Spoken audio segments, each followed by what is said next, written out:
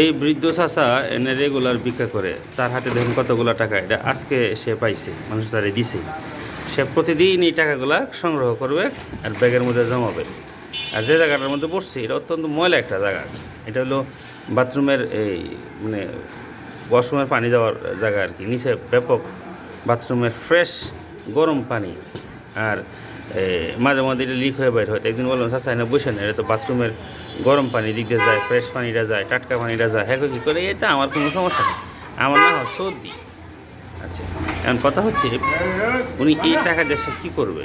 এই টাকাগুলো জমাইতেছে। তা তারা বললাম যে আপনার তো বয়স হয়েছে, আপনি ভিক্ষা করার দরকার নাই, আপনার এই একটা বৃদ্ধাশ্রমে অথবা আশ্রমে আপনার রাখার ব্যবস্থা করি। হ্যাঁ কী আমি জীবনও দিতাম না। তো কেন যাইতাম না? এই কারণে এনে গেলে আমার কাছে বন্দি লাগবে। এখন তো মনে করেন আমি বেশ স্বাধীন আছি, আমার কোনো কিছু প্যারা নেই। আমি খাইতেছি, মানে খাওয়া দাওয়া করতেছি, হাঁটতেছি, ঘোরাঘুরি করতেছি, যেন মন চেনে যাইতেছি। এই দেখেন 12 টাকা পাইছি, তারও পরিবার আছে, স্বজন আছে।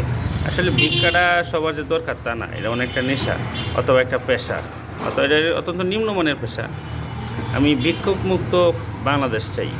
আমার গ্রামের নাম গাগরা, আমার গ্রামে কোনো ভিক্ষুক নেই। এই দেখেন অবস্থা।